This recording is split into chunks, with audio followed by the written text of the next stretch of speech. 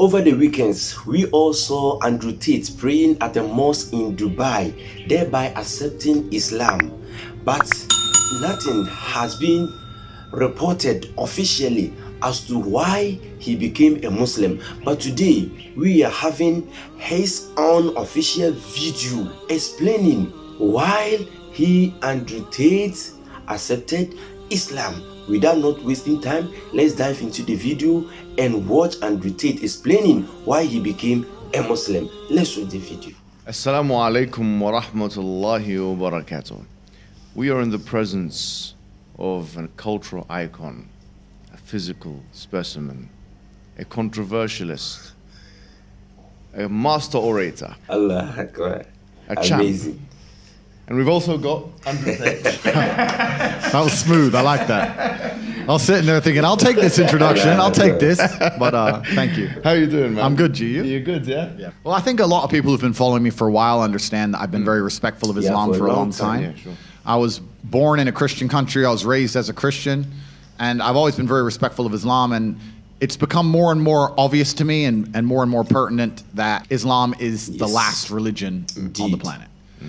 When I talk about Islam, because I'm new to it, I'm a little bit careful, right? Because I'm new to it. I'm certainly not a scholar. There's so much I need to learn. I know I'm on a learning journey. I'm not here to sit here and talk scripture. I don't know those things yet. I'm here to learn. Yeah. But and we're here at your assistance. Thank you, bro. Thank you. Honestly. Thank you. Yeah. But it's just, for me, it feels like the last religion on earth. Definitely, I feel it like is. there's no other religion. People say to me, why did you convert? And I said, I don't really feel it as a conversion.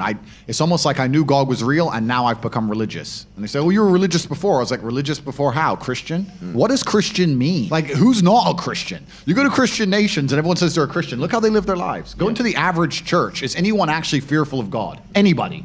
No. The girls are out on Saturday night drinking and then they turn up to church because their parents made them. Like, there's no substance to the religion. And also, Islam very closely reflects my personal beliefs. Through my personal life, I've learned that if you don't have standards and you're not a strong person who's prepared to defend his ideas, you'll be crushed. Yes. And we look at most religions in the world today which are not prepared to defend their ideas. What's happened to them? They're just getting crushed. And now we have Christianity as an idea which has basically said, well, we can't set any firm rules because everyone will just quit. So instead, let's make it so easy to be a Christian that nobody has to put any effort in. Yeah. And then accept everybody no matter what. And hopefully we can keep the church doors open. That's not God to me, you know? Yeah. God to me is strong. I like this, God man. to me is something to be feared. His confidence God to me is level is very someone high. that people are afraid to mock. Yeah. God to me is someone that you have to go out of your way to prove something to.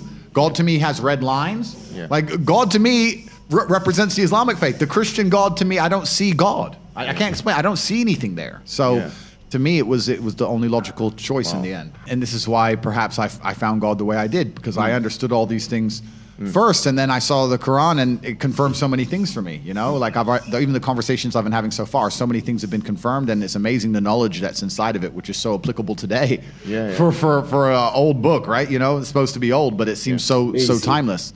But it's truly amazing. But you're totally right. And the baseline morality, I don't think most people understand that when they're doing this under the guise of tolerance, when they're saying be so tolerant that you no longer believe in right from wrong, they're not doing that to make society a better place. They're doing that to empty your brain so that you have no resistance to the slave mind programming. They want to get you to a point where if they tell you the sky is green, you look at it with your own eyes and you see blue, but no, the sky is green. That's what they want, so that you have to have nothing in your brain that can prevent that. If you have God, if you have I believe this is right and wrong, if you have personal responsibility, if you have self-accountability, if you're a person who sticks up for what he believes, all that's bad to them. They want all of that gone so they can tell you the sky is green. Some people recognize when I converted to Islam that there was a time I was an atheist. There was a time when I was atheistic.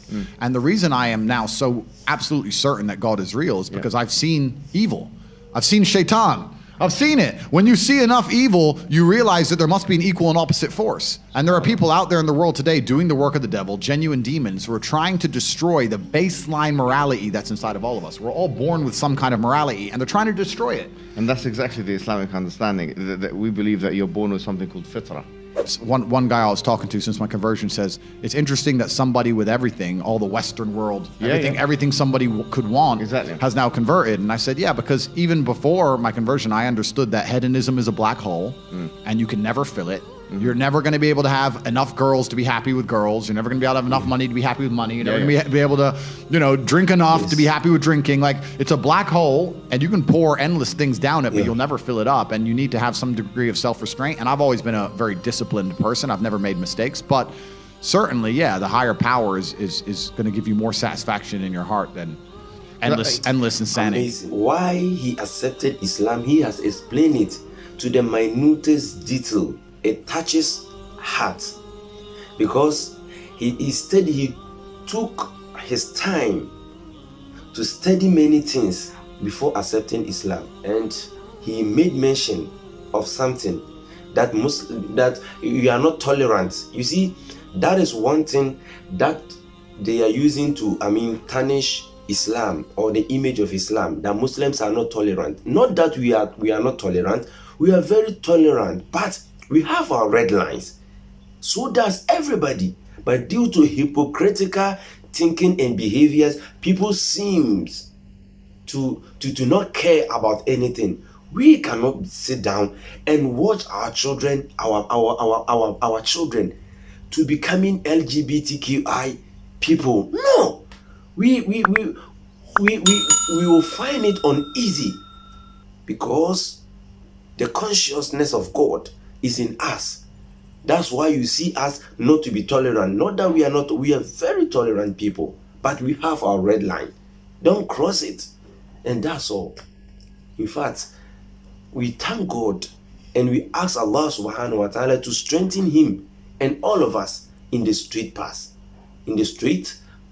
Inshallah. And that's it for the day. Until we meet again, Assalamu alaikum wa rahmatullah.